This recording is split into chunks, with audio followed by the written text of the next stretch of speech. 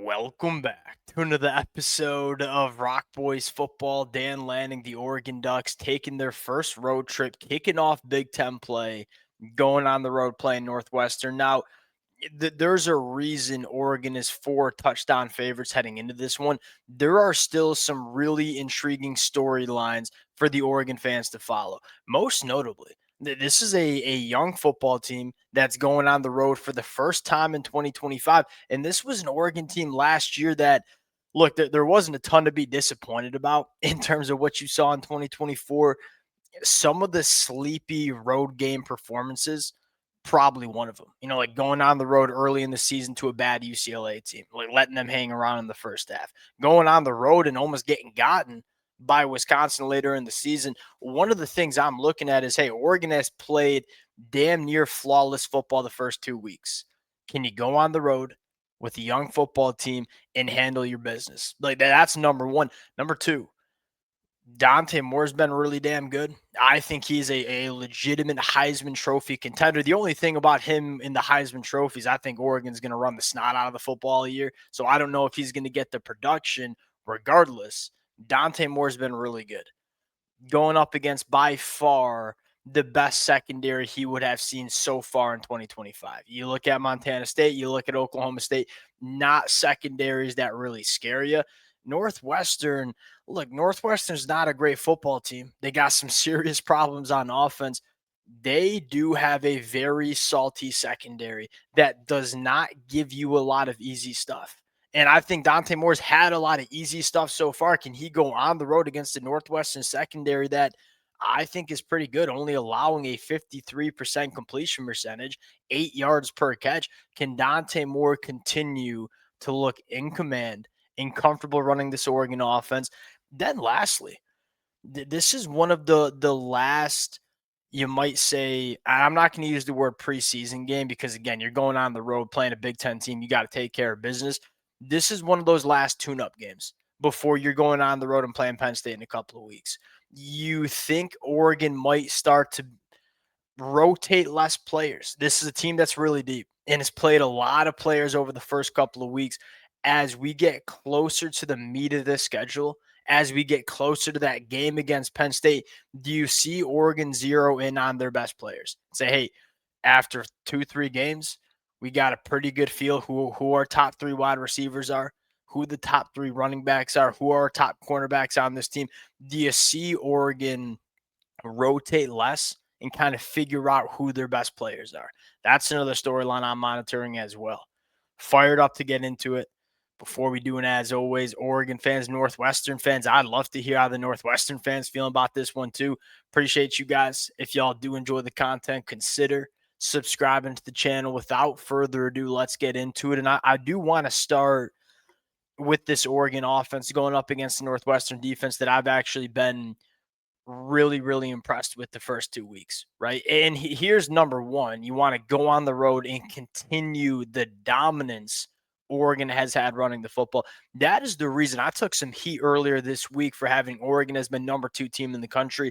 Most of the reason I believe that, not most of, but a significant part of the reason I believe that is how good this Oregon offensive line has been. It's been the cleanest and most imposing offensive line that I've seen in the country.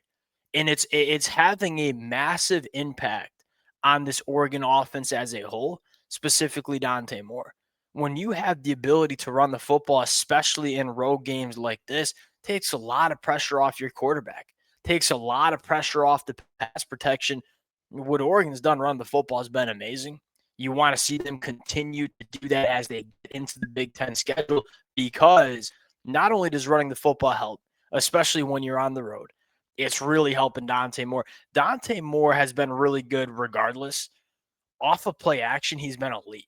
14 of 16 for 214 yards, an 88% completion percentage, 13.4 yards per pass attempt. Those are elite numbers working off play action. And we all know, hey, if you want play action to be effective, got to make sure you can run the football.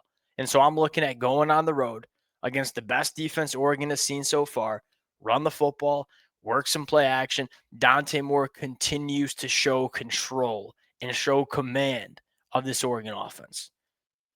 Wide receiver position. Are we figuring out who our top three guys are? I think it's a question we can start having. The Oregon fans who've been rocking with the boys all summer long. We went back and forth in terms of, hey, who are going to be the leading pass catchers? Who are going to be the best three wide receivers on this team? Because we know this. Will Stein wants to find his top 3, 4 guys and use those guys a lot, right? Last year you saw it with Tez, you saw it with Trayshawn Holden, and you saw it with Evan Stewart. Like those three were clearly the best wide receivers on this football team, and they played and got the lion's share of the opportunities.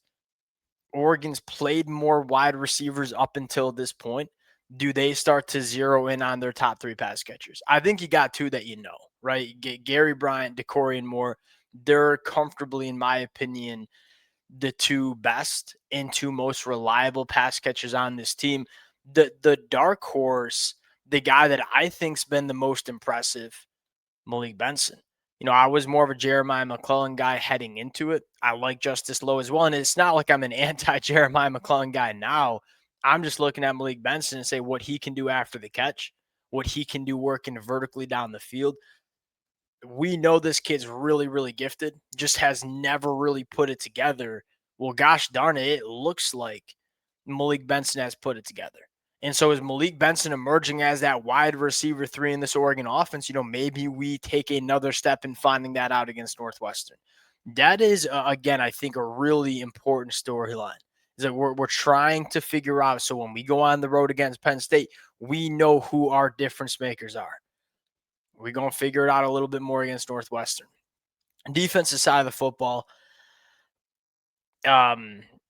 Northwestern's not very good. They have some offensive line concerns. I think they have a quarterback that has been very turnover prone.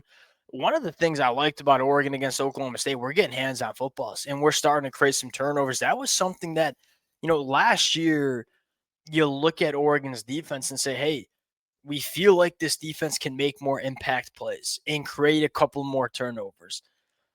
This year, I think you have a better chance of doing that. One, you have a dominant pass rush, but now you also have a ton of length and a ton of athleticism, a ton of playmaking ability in the back end. I want to see this Oregon team continue to force some turnovers. Preston Stone threw 4 of them again, threw 4 picks against Tulane week 1. That's one thing I'm looking at. Number 2, I'm still looking for, especially on the inside of that defensive line, some names to step up. Amari Washington's been everything and more than what we wanted. I think Bear Alexander played a very, very good football game against Oklahoma State last weekend. Tyon Gray, Terrence Green, Aiden Breland. I think if Oregon becomes that legitimate national championship team, you want to see a step from a couple of those young guys, right? The depth on the defensive line continues to be the biggest storyline for me as we get into the meat of our Big Ten schedule. Jerry Mixon, is he going to win that starting linebacker spot? And what's the rotation look like? We know Bryce Betcher's that guy. Devin Jackson, Jerry Mixon, they go into battle for that second linebacker on the football field. And I think Jerry Mixon is acquitting himself very, very well. Devin Jackson's great. And he took a step last year. I think we're going to see him take a step this year. Jerry Mixon's understanding of the defense, his ability to drop back and coverage and get hands on footballs, that's something that, although Devin Jackson might be a little bit better of an athlete, Devin Jackson might just be one of the best athletes in all of college football. Jerry Mixon is showing that he might have a little bit more between the ears when it comes to running this Oregon defense.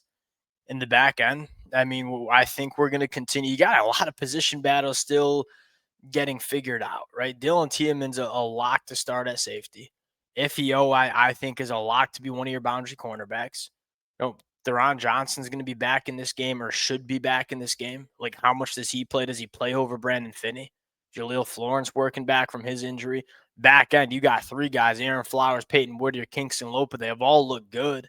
Like, who is the guy that, again, my question is, when Oregon goes on the road and plays Penn State, who is going to be the guy that plays the bulk of the snaps? We're going to find out. As far as the pick, this is a no-brainer. Like, you're taking Oregon in the points every single day of the week. It's worked for the first 2 weeks. Why isn't it going to work week 3? And here's the reason why I'm so comfortable taking Oregon 27.5 points. These Oregon players, they can't afford to have lazy games because the competition on this roster is nuts. And so you look at this team and say that they're all playing so dang hard because they got so many other guys that could play behind them. When you have that, when you have like that, you don't have the ability to take plays off. You're gonna normally take care of business. You don't normally have those letdown games where you maybe not getting the juice that you might want. And then here's the second thing. If Oregon goes up by 4 touchdowns in the second half, they start playing their twos and threes. Those are the guys that are competing for starting spots and are starting caliber players that are probably better than the Northwestern starters. Give me Oregon 27.5 points. Feel good about it. Appreciate you guys rocking with it. If y'all do enjoy the content, consider subscribing to the channel. And we'll talk to y'all later. Peace.